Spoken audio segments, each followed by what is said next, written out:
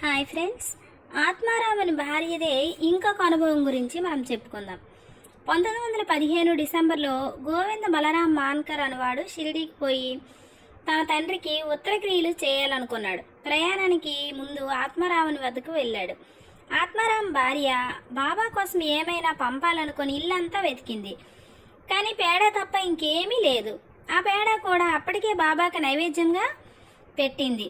తండ్రి చనిపోవడం వల్ల గోవిందుడు చాలా విచారంతో ఉన్నాడు. కానీ బాబా మీద ఉన్న భక్తి ప్రేమలతో ఆమె ఆ పేడను అతని ద్వారా పంపింది. బాబా దాన్ని పుచ్చుకొని తింటారని ఆమె నమ్మింది. కానీ పేడ తీసుకుని వెళ్ళుట గోవింద్ బలరాం మాన్కర్ మర్చిపోయాడు. బాబా అప్పటికి ఊరుకున్నారు. కానీ సాయంత్రం బాబా దర్శనానికై మళ్ళీ వెళ్ళినప్పుడు పేడ తీసుకొని పోవడం మర్చిపోయాడు. అప్పుడు బాబా ఓపిక పట్టలేక తన కోసం ఏమైనా తెచ్చావా అని అడిగారు.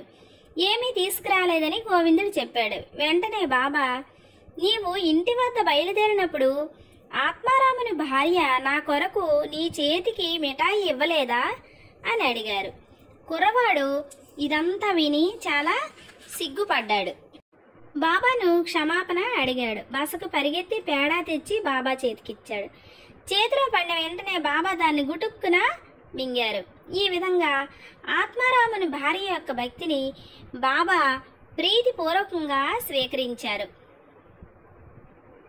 ఇదండి 9వ అధ్యాయంలో ఆత్మారాముని భార్య యొక్క భక్తిని, భక్తుల యందు బాబా యొక్క ప్రేమను మనము తెలుసుకున్నాం. ఇంకా ఈ అధ్యాయంలోనే బాబాకు సంతుష్టిగా భోజనం ఎట్లా పెట్టడం అనే విషయాన్ని కూడా తెలుసుకుంటే ఈ అధ్యాయం పూర్తయిపోతుంది. ఇంకా చాలా అధ్యాయాలు ఉన్నాయి. అవన్నీ మీరు సబ్స్క్రైబ్ చేసుకొని వినండి ఫ్రెండ్స్. Thank you.